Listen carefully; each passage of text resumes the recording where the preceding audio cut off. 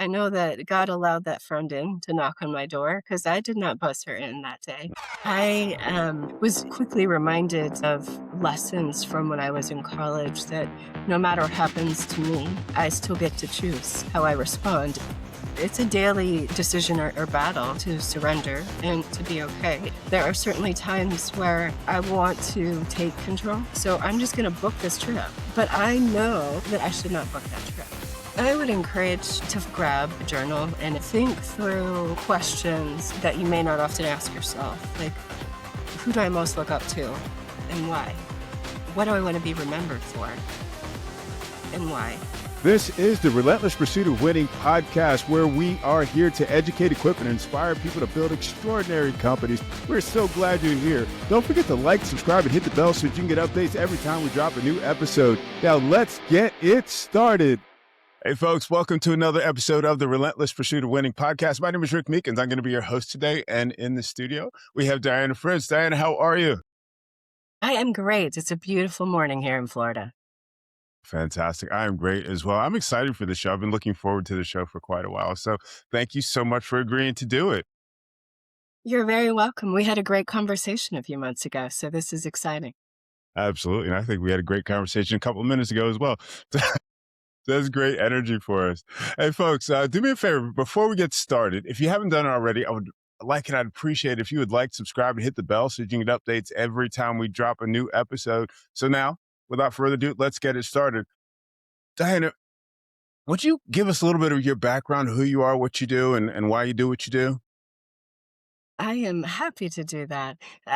Whenever I give my background, I need to need to be aware of, I have this unique look about me. So I'll include that in my, in my background. I am a very, in terms of priorities, in terms of who I am and what I do. I'm a mom, I'm a wife. I strive to be a servant leader to the people around me and just look to add value to people no matter what I get to do. And so over the years, that has spent, 20 plus years as an executive focused on different roles across the business. But my favorite was always around people and developing people and culture and building those winning environments. I suppose some of that comes from my years of playing sports. So thus a passion to continue to apply that. I'm also an author and a speaker and just honored to serve where I can.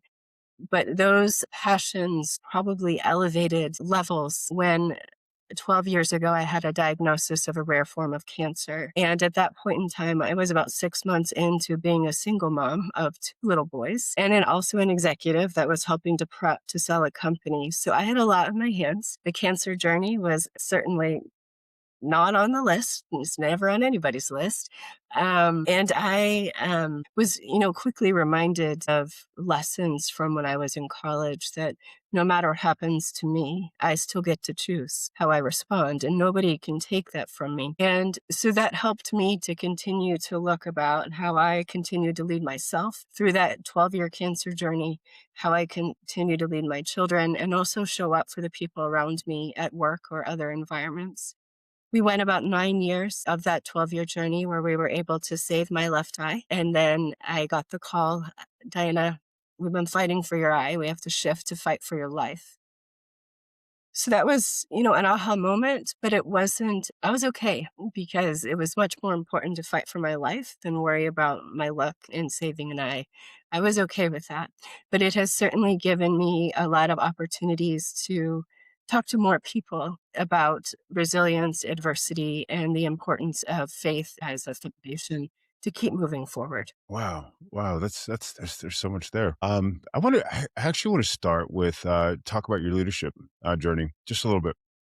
I'm a former athlete, and so I know that some of my participation has influenced the way that I lead. And I want to talk, I want you to talk a little bit about that, especially from the framework of servant leadership, and why you selected that style of leadership, what that means to you, and how you've shown up for your people. I think when I started playing basketball, so that was a long time ago, my coach was a great impact to me in terms of himself and how he led, but also how he encouraged us as high school students to lead across the team and to hold each other accountable.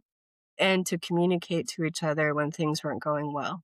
And those were key lessons to me. I can tell quickly in a corporate environment, somebody that's never played a team sport because they don't talk with people. They go talk about people instead of just addressing the pain point. Or they're afraid to hold somebody accountable, but it's so needed, right? That's how teams win, is how you have this culture of accountability and teamwork and truly caring about others. I don't think, when I went to college, being a leader wasn't something I thought about too much, honestly. But as I finished my courses in college and then had different career opportunities in front of me, as I started to progress at a company I was at for 17 years and started kind of at the bottom of the organization and moved into an executive leader, I learned that looking for ways to help others and looking for ways to serve was the best way for me to earn respect and trust to people that are going, "Who's she?" It's a family run business. She's from the outside. How is she getting to do these things? And just showing up and offering, well, how can I help you? Like, I can't do your job, and that's okay. That's probably good for you. I'm not going to micromanage you, but how can I help you? Where are you blocked? Like, where can I serve you? And that has just been a critical piece for me. I've spent years managing a restaurant as well, which is another great training ground for anybody that hasn't done that. But to me, if I walked by and there was trash on the floor, I'm going to pick it up because if I'm not going to pick it up as the leader, then how can I expect the other people that work there to pick it up? So, still to this day, if I'm walking around whatever campus I'm working at, I'm going to pick up the trash because my customers want the trash picked up. So, I need to be willing to do that.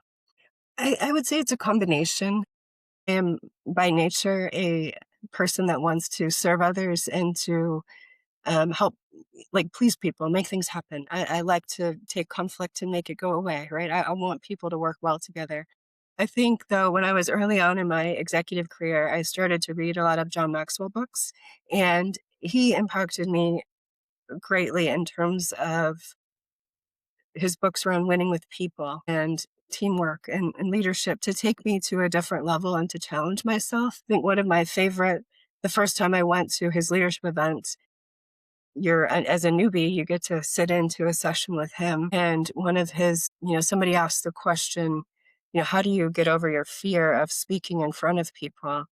And he looked at us and said, because it's not about me. And if you have fear about how you're going to do, then it's probably all about you. And life's not about you.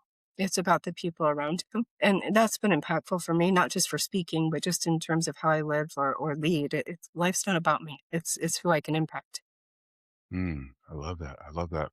I'm assuming you took the route of developing other leaders around you, as John Maxwell talks about. Talk to me a little bit about that. I mean, I think from the perspective of, being a business owner and having other people that I need to step into different shoes. How did that work? What kinds of, I don't know, tricks of the trade, we'll call it, do you incorporate to bring folks up? So a few different things I'll mention. One point in time, I had a large team that reported to me, and I would do monthly, called them customer delight meetings, but they were monthly personal development meetings, and you needed to attend. And it was a lot of John Maxwell content or different things, but they had never had anybody that worked to pour into them to help them to grow and to develop.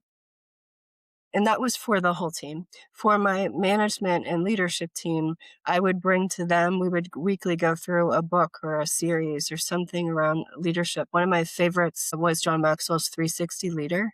That's a very impactful book and it really challenges people because we often use, I can't lead because I don't have a title.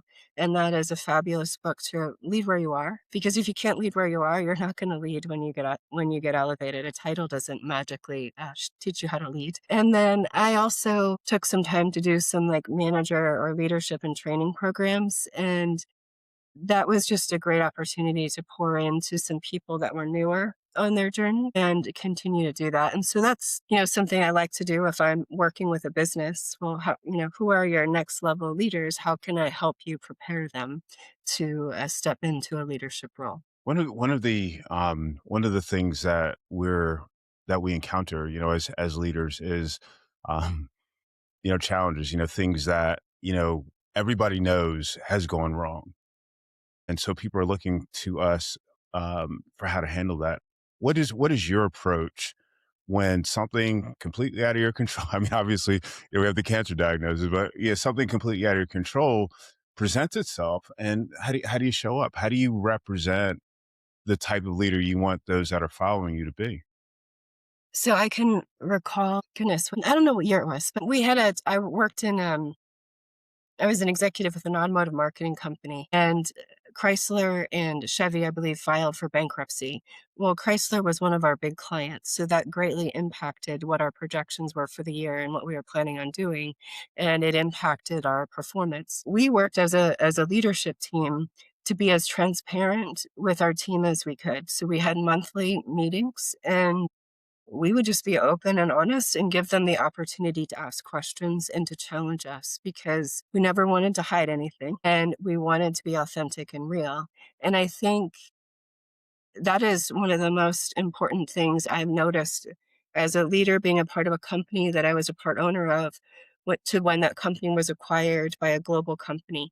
You lost that transparency in leadership. So whereas a small company, we would be open and honest about what was happening. We're like, well, we missed that. We didn't see that coming. This is what we're doing, right? To try to repivot and readjust. When we are acquired by a global company, you just lose that transparency. And then the people, although you're still there, right? I stayed for 3 years. The people that used to work for me and want to ask me the same questions, I don't even know the answers, right? To provide them the transparency. And that was a dramatic change, but also a lesson for me in terms of where I want to work and where I want to be a part of leading, because being transparent and real with my people are really important to me. Yeah, I'm with you on that. I'm absolutely with you on that. One of the things that you said earlier was that you always have the ability to choose.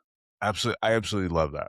We see cliches, all over the place, with recommendations all over the place, and it's in my mind, it's one thing to hear it, know it, and something else to live it. From knowing it, the idea to really embrace that as this is what I choose for my life. At first, that came to me when I was reading Viktor Frankl's A Man's Search for Meaning when I was in college. And I'll have people say, You read that book when you were that young? I didn't have a choice. So, to credit my college professors, that wasn't a choice, but to read it. And it was super impactful to me. I had graduated from high school early to play college basketball. It makes really logic sense. And then I tore my ACL within a few weeks after the team was solidified and, the fun stuff starts. And that's a season ending injury. I was reading that book though, and it took me back to, okay, this happened, but I can still choose how I respond. I don't have to be a victim. I can still be a contributor to my team. I can still encourage my teammates and I can still look for the blessings around me. I still get to choose. And, I thought that was an impactful lesson then. It's been critical for me throughout my life. But when I got my cancer diagnosis, I suppose that lesson has been tested even more over the past 12 years. But I would so much rather show up with a smile in the choice to be positive and to encourage others than to sink down into the core of the problem. I would much rather push forward and look for the opportunities and choose better, choose joy. Love that. I love that. It's. I mean, you've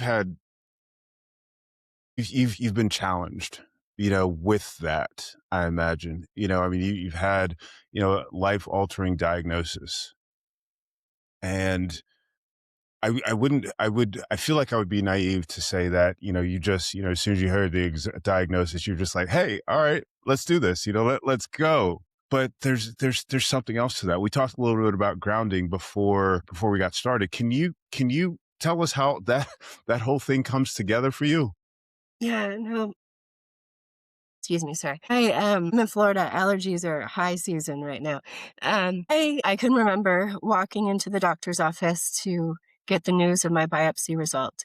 And I knew that if they call you and you have to come in, it's not going to be good. But I still chose to walk in there on my own. I didn't have to, but I chose to. And it was a lot to process. I don't think tears hit me until my doctor and my nurse hugged me. And I'm like, okay, this is pretty real. And I just went home. And my initial thought being at home was, okay, why me? Why now? Like, I have so many things, right? I want to do this year for you, God. Like, why? And feeling very frustrated, searching on Google to look up things about my cancer, but it's such a rare form of cancer. I can't say I found anything that was helpful. And then a friend knocked on my door, and I lived in a condo building, so you can't get in easily. So I know that God allowed that friend in to knock on my door because I did not buzz her in that day. And she came in and just said, I know you were alone. And I've gotten this call before with a cancer diagnosis, and I just knew I needed to come see you and pray with you, and then I'm going to leave. And after she left, it just gave me a sigh of, okay, I still get to choose. So instead of why me, why do I have to do this? Okay, God, why me? Like, who do you want me to meet? Ooh, I'm going to go to Miami. I've never gone to Miami. Who am I going to get to meet and impact on this journey and just be like a light or an ambassador for you? And that helped me tremendously. And I go back to, okay, how did I even get to that? Having a foundation is such an important piece to me, and I know, I get the opportunity to do chapels for preschool and elementary kids, and we probably, if you grew up in church, remember the song, "The wise man built his house upon the rock, and the foolish man built his house on the sand." We really need the foundation built on the rock, and my foundation includes like my faith, the people around me that help to support and strengthen me, my values, my mindset, like what I want to choose, right? As my mindset, those are all important things to my foundation, and I maintain it daily. Like I get up every day at 5 a.m. to continue to reflect and learn and talk to God and pour into my foundation. Without that, I don't think I would be standing here today. I would have caved, right? At this point, I'll have many doctors say to me, Diana, I can't think of many patients that would still be doing what you're doing and still showing up and smiling. They would have given in. I don't want to give in. I still have a purpose here. And my foundation is a key part of not giving in. You talked about a bunch of things. Making the decision on which direction to go at this point. I want to talk about how you went back to work. So you gave us a little bit of a glimpse into your um, how you approach this initially. Your mindset. You're walking through. It's just like, okay, I have this. I'm going to pray over this, etc. How can God be glorified in this? But you still have work. You still have you had your children at that time too, right? So you had this, and you had to show up, for both of them 100%. I mean, how do you do that? How did you come back? How long did it take? So when I first found out, it was like towards the end of January, 12 years ago. And my boys were little, so they were like in 4 and 2. And so I couldn't really share with them a whole lot. And it took about a month from there before I actually had my first few surgeries. So I had time to prepare, right, to be away from my kids. My parents, thankfully, they were both retired, so they could come and pick up my boys and took them to Pennsylvania for 4 weeks while I was going through a series of surgeries. My boss at the time was a godsend, and I don't know, I would encourage anybody that has people on their team dealing with a cancer diagnosis to show up for me like he did. He just insisted, Diana, you're headed to Miami tomorrow. Shut off your work email. I want you to take 4 weeks off. It's not a choice. And you need to delegate everything that you're doing so that way you are not trying to work and you're just focused on you. So that was really impactful to me then. When my boys came back to me after that 4 weeks, I was not mentally prepared that I was going to have my eyes stitched shut for 4 weeks. No, sorry, 4 months. So I had to do some prep work and training. You can drive with one eye in all states, but you have to learn how to drive with one eye. So I had some different challenges on how I was going to parent again and show up for my children. But that 4 weeks off from being a parent in a sense and also from working really helped me to stay focused just on me because by nature, I don't like to focus just on me. I like to focus on everybody else. So it forced me to do that. I also learned greatly how to ask for help from other people, particularly with my children.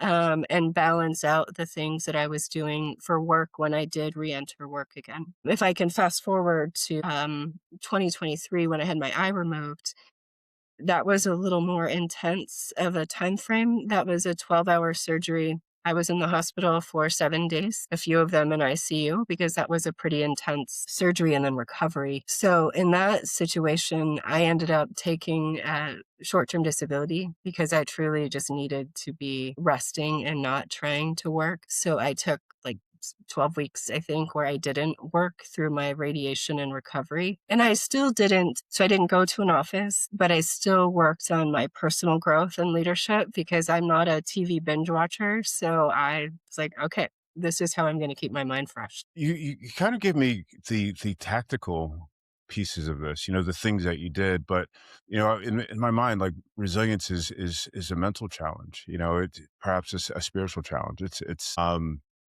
obviously we've got some foundation. You've shared a lot of that foundation, but I mean, there's still, the rubber hits the road. It's like, faith is cool, in concept. It's like, yeah, we got faith, but it's something else when you actually have to exercise it. And it's something that grows over time. It's not something that we just turn on and turn off. And I'd love to hear your experience. And it's important to me because I mean, a lot of times as entrepreneurs, we get sidelined. Things happen that seem catastrophic, and we have to be able to keep going because it's like we look at our families that depend on us. We look at the people that employ us that depend on us. But I mean, it's really community because other entrepreneurs hear the story and we need to be able to be resilient. We need to be able to look at the people and say, hey, this happened. They dealt with it this way. You know what? I think I can get on that bus. So I'd love to hear more about the mental and perhaps spiritual growth that enabled you to really come back and keep going.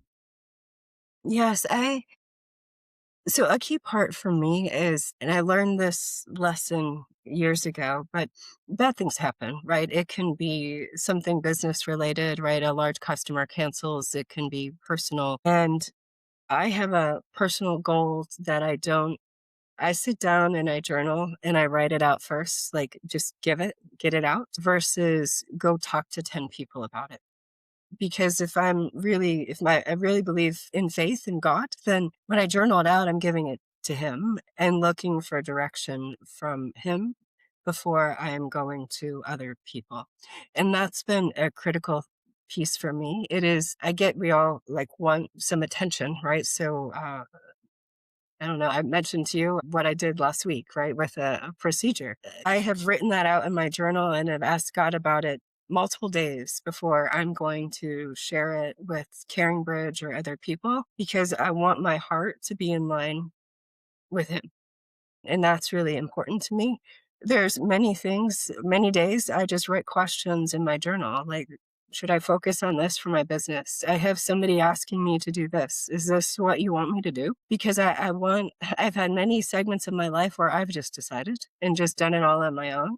And I've learned some lessons I don't want to learn again. So I think that's an important piece. I think other thing I get asked about a lot was how did faith tie in when you got the news that you were gonna lose your eye, and how did you deal with that? And what was interesting to me along that journey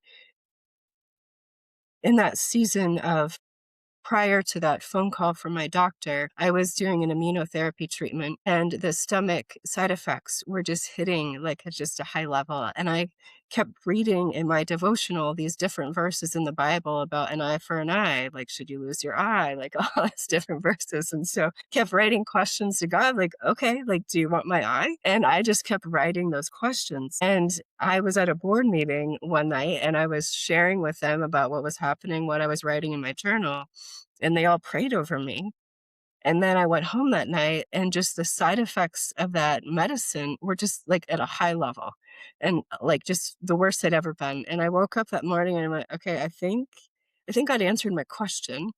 And then ironically, I had an MRI in the next few days and they're like, Diana, it's not working, right? It's still growing and we need to remove your eye. And so at that point, I was at peace on that because it had been something I had been talking to God about for many weeks. And it wasn't out of fear, it was just out of like what do we need to do? Right. I feel like you have a role for me to play on this earth. So what do I need to do? Like, what's the right answer? I can remember sitting with a friend, a professional peer, and he just looked at me and he said, okay, I can tell you're ready for the surgery, but are you ready to have like a whole new look and to operate without one eye? And that hit me for a minute. And then I was like, I'm okay. Like I will take that over not living. Like it's okay. So do I have a very unique look about me? I absolutely do. But that's okay. People remember me. So hopefully they remember me as the one-eyed person that smiles. But you're doing so much more. You talked about, and I'm probably going to say this differently than you said it, but you talked about your life now and the importance of being contributing, to continuing to contribute to the world. You actually took me back to John Maxwell's comment about the idea that it's not about you, it's about other people. When you spoke about that, I mean, what are the things that you're doing now that perhaps you're able to do now that you would not have been able to do had you not gone through this whole situation? I have multiple opportunities to talk, to share my story, whether it's like nurses, which they're particularly close to my heart because I know I wouldn't be here without them, to encourage them to do different opportunities with women's Bible studies in different forums. And I also, part of my time right now is spent at a Christian school with kids from preschool to high school, and then the parents. And that is an audience, right, that I know that they're particularly middle school through high school, they're looking at me going, "Okay, like, people must make fun of her. How does she navigate that? She's different, right? I have a look like I'm disabled. How does she navigate that? How does she still smile? How does she still show up?"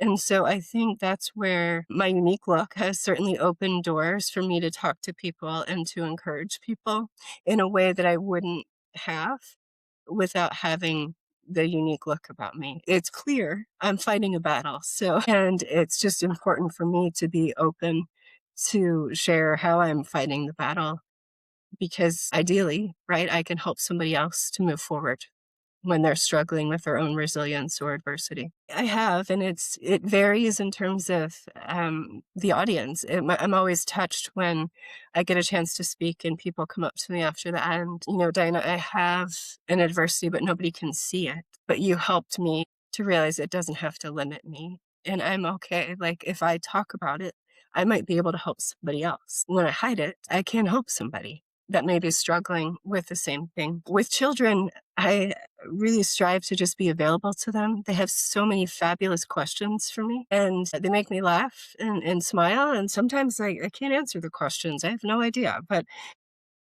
I think it is so important for any adults that have like a unique look or a disability to be willing to talk to kids that have questions because they are trying to understand so much. And it's good for them to see an example of somebody that can still smile and still be open and authentic and real, right? Just like I mentioned about being a leader.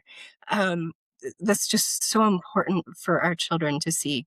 They see so many bad examples in the world of bitter people, people not willing to lead or to be kind, right? They need to see the opposite. And I work to embrace that opportunity when I have it. One of the, I guess, one of the things that I've talked to a few different people, a few different episodes about the idea of expectations, and what I'm wondering about is your journey. Is not something that has been predicted.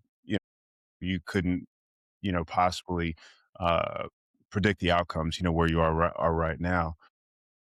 So for me in my life, I've had to learn to surrender, in a very real sense, because it just became so stressful, trying, setting expectations and, they were, completely like not what I was expecting. Never expect to be doing this podcasting as much as I'm doing it, for example.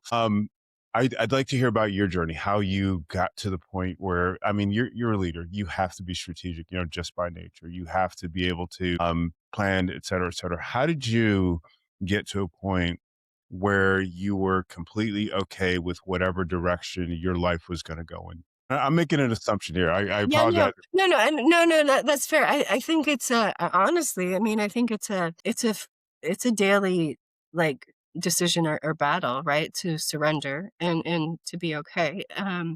There are certainly times where, um, I want to take control and not surrender, and so that can show up in things like, "Okay, so I just wanna spend time with my kids, so I'm just gonna book this trip," but I know that I should not book that trip, right? I know that that's me just trying to take control, and I need to be okay to just write it out. "Okay, God, can I take this trip? And then when do I take this trip?" And, um, so those are daily things I navigate through. I would tell you I've gotten much better. I've certainly learned from some tough scenarios where I've just said, "Well, I'm gonna buy this because 'cause I'm gonna control it."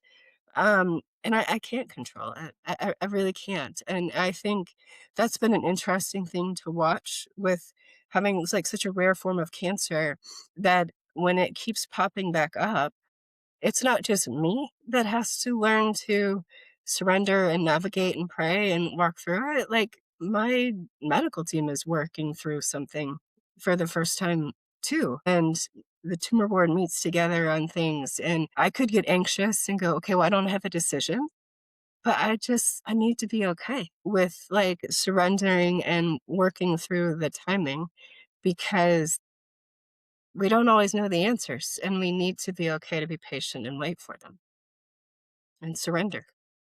Yeah, you're absolutely right. You're absolutely right. It is a daily struggle. I agree with that. I was going to ask you if you could give us, I guess, one piece of advice with regard to how to establish, I guess, a grounding or foundation so that as we're going through different challenges, different situations, we can, be resilient. We can say, okay, I know where I stand, or, whatever that's going to look like. I would encourage to first sit down and just grab like a journal. And if you don't like to handwrite, just, okay, grab your computer and type. But just think through questions that you may not often ask yourself. Like, who do I most look up to and why? What do I want to be remembered for and why? If person of faith, right? I clearly am. So, what are the most impactful lessons I've learned? Am I fighting for time to be still with God? Do I have that time every day? If not, like, that would be my top priority, like, figure out that time. What are some verses that are core to me that I go to? And then what are some values, like, that I wanna live by? And values apply to everybody, whether you have a faith core in you or not. Like, what are those values you want to be remembered for? And just start to sketch all that out. And then I would encourage, once you've done that, start your daily practice of spending time reflecting on your prior day, reading and learning, and then going through, like, journal every day. My journal's a bit, ugly and rough looking, but every day I'm gonna jot down different things and I'm gonna look at my read what I have for my reading for the day and then ask God, okay, who do you want me to add value to today? Like, specifically, like, who is that? And then what do I need to apply from what I've learned today? And then the next morning, I'm gonna start and look back, okay, who was I supposed to add value to yesterday, and did I do it? And just hold myself accountable to this rhythm of learning and application. And then also gratitude. I think it is very easy when things are going wrong to forget all the things that we can still be thankful for. So I have a gratitude section that I will jot down and go back through and think about each day. And also an element of, okay, who do I need to forgive, or who do I need to ask for forgiveness? Just multiple levels of just checking in. So I suppose I went probably really too much information on that one, but I would first start with just jotting down all those questions, right? And reflecting on who you want to be and who you want to be like and who's influenced you. And then start your rhythm of your daily cadence of reflection and That's application. yeah, yeah, the journaling aspect. I absolutely love that. I don't think you ever shared. I think that was really important. I just got my wheels spinning. You've got me thinking on this show. I'm like, my thoughts are just like all over the place because this is fantastic. I wanted to one of the you've brought up a number of times that you're looking for. responses from God. I know a lot of times, when when we pray, we're like, it's like, okay, God, waiting for that answer, waiting for that download or, whatever. And I'd love to hear how you get your responses, as you're journaling and you're thinking through, you said specifically like, who am I supposed to impact today? What is that like for you? I will sit down and write down and go through that, and sometimes it doesn't make sense to me, and sometimes it takes me way outside of my comfort zone, to, I am somebody that goes for MRIs every 3 months, and so an example, the one point was I felt like God telling me I needed to take something to the imaging center that I go to every 3 months when I went for my appointment. So I wrote a note for them, and I went and got them donut, and I brought them in to my imaging, and, I dropped them off. I didn't really get to talk to them much, but then a few months ago, I was at an event and this lady came up to me and she's like, "I've been waiting to meet you. I've heard about you. I'm easy to find." It's like, "I used to work at the imaging center and they all love you, Diana." And I said, "They do?" She's like, "They do because you always take time to thank them and you bring them things every once in a while and you've made an impact on them that other patients don't do." And so I share that example because it took months for me to realize, right, that that was really meaningful to them. And so don't get discouraged. You may have somebody on your list that you feel like God's asked you to add value to, and you don't know if it made a difference. It may take a while for you to find out that it made a difference, but don't let that be an excuse. Keep going and keep going through that process because he'll show you. It just is in his timing and not yours. Yeah. Can you share with us a little bit about your book, please? Yeah. So I published the the print version of the book last March. So March of 2025. I have to think through where I'm at years wise. And I felt